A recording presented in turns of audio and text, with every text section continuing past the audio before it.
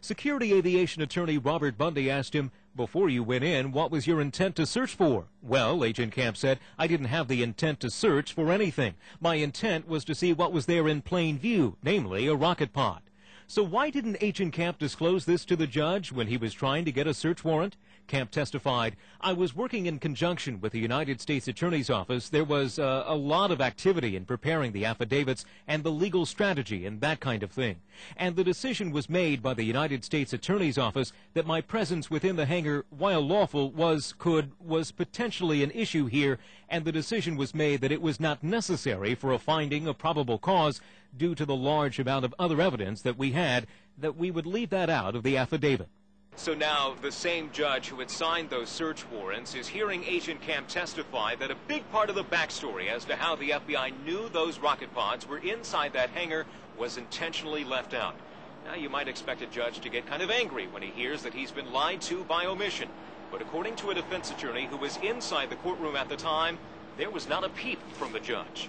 And in Judge John D. Roberts' opinion, he wrote that Agent Camp's omission was not detrimental to the issuance of the warrant.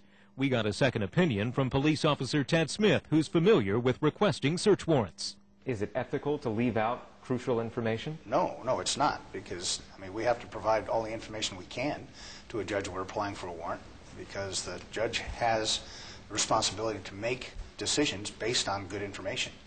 And if we leave information out, it's definitely not an ethical situation. A former vice president of security aviation sees it as a clear violation of constitutional rights. Strong supporter of the administration, strong supporter of the Patriot Act, strong supporter of any activities involving counterterrorism.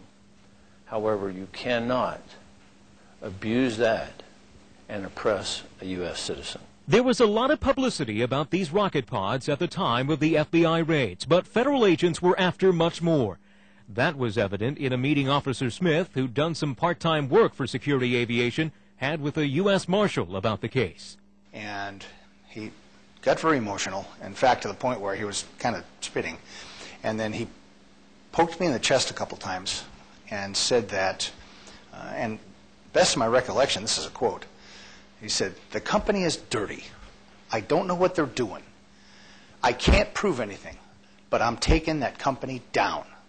Do you understand me? I'm taking the company down." What was the government after? In an affidavit, Agent Camp mentioned security aviation owner Mark Avery was a trustee for the May and Stanley Smith Charitable Trust, which was worth $350 million in 2004. Camp said at the time, investigators are attempting to determine if any of these trust funds have been utilized to purchase or import contraband to Alaska, including rocket pods launchers. But here's the real bombshell. A law enforcement source says that what the FBI really thought it was investigating was the murder of Mrs. Smith. The source passed on the confidential information to Officer Smith. They thought that Mrs. Smith, May Smith, had been murdered and the money was taken.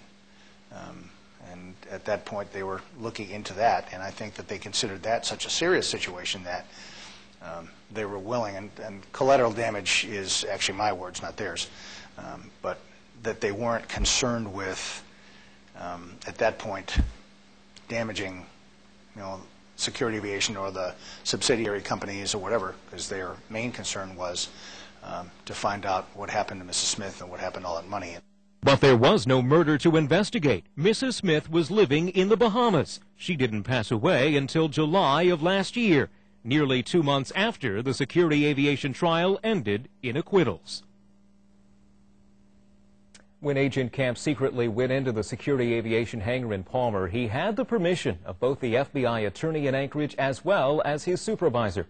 Not only did the FBI turn us down for an interview, so did the federal magistrate judge involved in this case and the U.S. attorney. Reagan? All right, thank you so much, Matt. It wasn't